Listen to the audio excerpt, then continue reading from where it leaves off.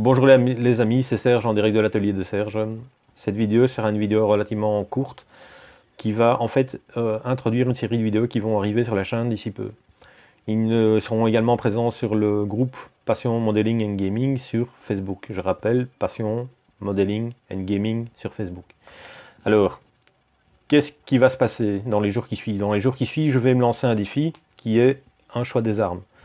Choix des armes, c'est-à-dire en gros, je vais présenter une série de figurines à peindre dans un délai qui commence aujourd'hui, enfin plutôt qui a commencé il y a un jour ou deux. Mais ici, je suis en pleine décision, disons, du projet qui va être présenté. Et ça s'arrêtera le 17. Le 17, en fait, il y aura une présentation de toutes ces armées, de toutes ces figurines qui ont été peintes dans ce délai. Donc je répète, il y a un jour ou deux, et ça s'arrête le 17 mai. Voilà. Alors qui était à l'origine de ce CDA, donc ce choix des armes, c'est Evie. Evie est l'animateur et le créateur d'une chaîne YouTube spécialisée en 40 000 et maintenant il se diversifie un petit peu. Cette chaîne s'appelle French Wargame Studio, qui est probablement une des chaînes les plus importantes concernant le wargaming en français. Il y a d'autres qui le rejoignent, hein. Il y a Iggy TV qui le rejoignent, il y a Mohart qui le rejoint, il y a également l'atelier d'Ultif, pardon, excusez-moi si je prononce mal ton nom.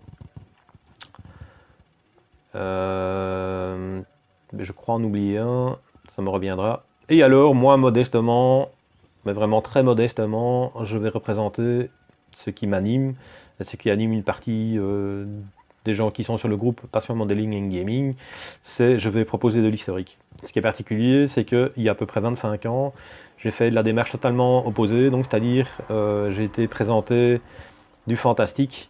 À l'époque, je jouais à Warhammer Battle. J'étais présenté du fantastique, donc dans des salons principalement historiques. Une démarche tout à fait contraire aujourd'hui, donc je propose de l'historique dans un monde où GW, donc Game Workshop, domine dans le wargame francophone, parce qu'en Angleterre, je pense qu'il y a une répartition assez équitable entre les deux. Donc, qu'est-ce que je vais proposer? Je vais proposer, donc c'est en discussion pour l'instant, encore une fois sur le groupe Passion Modeling and Gaming, je vais proposer probablement du Premier Empire. Alors, je suis soutenu dans ma démarche par Normandie Wab, qui m'a fourni un pont. Le pont, je vous l'ai déjà montré. Je vais certainement encore passer commande chez lui pour pouvoir... le pont m'a été offert, hein, je précise. Je vais certainement passer commande chez lui. Il y aura un lien du site. Je vous engage très fortement à y aller. Donc, il y aura un lien sur le site. En commentaire, pardon. Donc je vais proposer du Premier Empire. Donc à la fin de cette vidéo, vous aurez quelques petites images qui vont montrer le projet tel que moi je le conçois. Donc ce sera un combat entre une armée russe Premier Empire et une armée française Premier Empire. Je vais principalement vous présenter les figurines russes parce que ces figurines russes sont en plastique dans une boîte facile finalement à photographier. Les Français, j'ai encore décidé parce que sur le groupe, que je répète, Passion Modeling and Gaming, il y a encore une hésitation entre le Premier Empire et la guerre de sécession.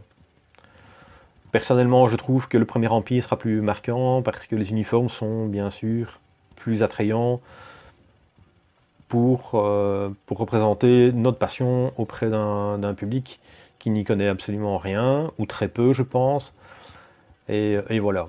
Donc la guerre de sécession c'est très très joli, c'est très chouette, c'est tout ce qu'on veut. La problématique c'est que du côté nordique c'est du bleu foncé pour les vestes et du bleu clair. Je sais que les spécialistes vont me dire c'est pas exact, il y a encore des milices et quoi que ce soit. La problématique c'est que le temps qui m'était imparti est très court et j'ai pas le temps du tout de commencer à les commander des drapeaux qui correspondraient aux unités qui seraient plus bigarrées en termes d'uniforme. Parce qu'effectivement, il y a des unités qui sont plus bigarrées. Je prends un exemple, les Zouaves et d'autres. Hein. Il y a beaucoup de milices, mais ça ne fait pas l'objet de cette vidéo. Je vais m'arrêter ici tout de suite. Donc voilà, donc Premier Empire, pourquoi du russe? Parce que comme c'est un choix des armes, c'est probablement l'armée où j'ai le moins avancé en peinture. Donc ce sera agréable pour moi également de commencer à peindre, pardon, ce sera très agréable pour moi de commencer à peindre cette armée russe. D'autant plus que j'ai ça en boîte depuis déjà longtemps, comme tout modéliste qui se respecte, on a des dizaines et des dizaines de projets. Par contre, ce ne sera pas une armée, donc ce ne sera pas une bataille représentative de la fin de la guerre pour les Français, quand ils ont évacué la Russie, parce qu'encore une fois, le temps me manque, et je n'ai pas l'occasion, et le budget non plus, de commander une série de figurines chez les Perry ou chez d'autres, en ce qui concerne les combats hivernaux. En plus, la difficulté, c'est que ce ne sont pas spécialement, comment je dirais, c'est pas spécialement très visuel. Ce sera très visuel quand il y aura à ce moment-là tout un plateau de jeu qui permettra de représenter cet hiver, qui a été rude pour les deux parties. Alors pourquoi je dis ça? Parce que les figurines sont très jolies, les figurines sont très intéressantes, mais elles sont naturellement recouvertes de manteaux, d'écharpes, ce genre de choses-là. C'est très joli, c'est vraiment très très beau, mais je pense pas que ça soit vraiment représentatif pour ce choix des armes. Donc je vais me limiter à un combat, enfin me limiter, je vais disons représenter un combat en plein été, avec des tenues propres. Pour les puristes, ils pourront me le reprocher, mais c'est juste encore une fois pour avoir d'abord un plaisir à peindre, et puis pour montrer aux gens qui ne connaissent pas, parce que naturellement French Wargame Studio, c'est comme je vous ai dit, c'est une très grosse chaîne qui a des milliers, enfin pour l'instant ils sont à 13 000 abonnés. Donc potentiellement, mes petites figurines peintes avec mes qualités et mes défauts seront potentiellement vues par 13 000 personnes. Donc il va falloir que ça soit, pour moi en tous les cas, très très très très marquant. Donc je vais devoir vraiment m'appliquer, faire des choses que je ne fais en général rarement, parce que je m'arrête très vite à une peinture. Donc il va falloir que j'aille plus loin. Le but de ce CDA, c'est pas pour moi principalement, bien que ça me fait très plaisir d'y participer, autrement je ne le ferais pas, mais c'est pour, encore une fois, je le répète, c'est pour promouvoir notre passion, et notre passion historique, qui pour l'instant est en train d'un peu de décliner, et grâce à une espèce de mouvement inverse qui se passe sur, je répète encore une fois, je ne fais jamais assez de publicité pour passion, modeling et gaming, il y a cette tendance qui est en train de s'inverser, on est en train de reparler d'historique. Voilà. Pour l'instant, ça reste encore, disons, du balbutiement. On n'est pas non plus un groupe énorme. C'est pour ça que je vous engage à toute personne à venir nous rejoindre. Je ferai un jour une vidéo de présentation du groupe, comme ça sera plus simple. Et c'est aussi également pour remercier énormément le patron de Normandie Wab, pour m'avoir fait confiance et voilà, donc de m'avoir envoyé le pont, dont je vous ai fait une vidéo qui malheureusement ne représente pas du positif, malheureusement. Donc voilà, donc je répète, c'est un CDA, plusieurs vidéos qui vont suivre.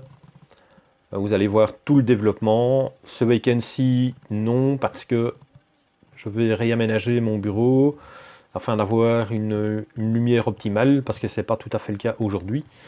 Pour tous les détracteurs de la chaîne, il y en a quelques-uns, heureusement ou malheureusement. Heureusement, disons, ils sont très peu, malheureusement, voilà. C'est aussi un peu pourquoi j'ai un peu arrêté. Et pour les gens qui vont regarder cette vidéo, je ferai d'ici peu, probablement dans l'après-midi, un update numéro 2 qui va expliquer toute une série de choses, notamment que, comme ça vous le savez, puisque j'ai lancé un peu le pavé maintenant, c'est ce qu'on appelle du homemade, c'est-à-dire que mes vidéos c'est du fait à la maison avec les moyens du bord. Je n'ai pas des budgets énormes, je ne suis pas vidéaste, je ne le serai jamais, je n'ai aucune prétention de l'être un jour.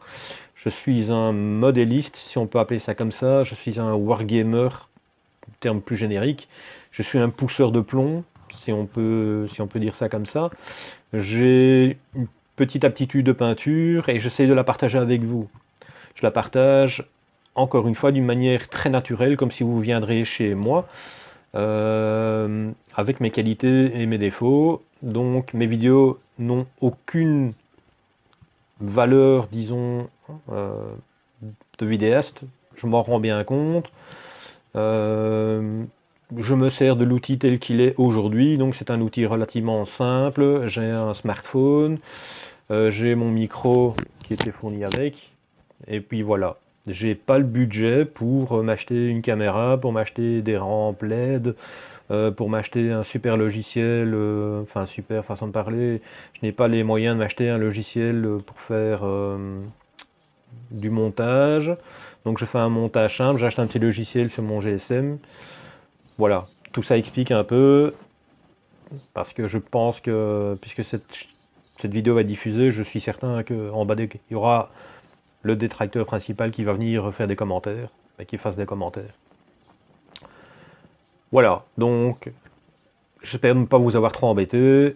Je vais m'arrêter ici. À la fin de cette vidéo, je vais vous montrer quelques photos telles qu'ils seront envoyées à Ivy du studio French Warrior Studio. Une fois qu'il sera totalement validé sur le groupe. Voilà, bonne journée.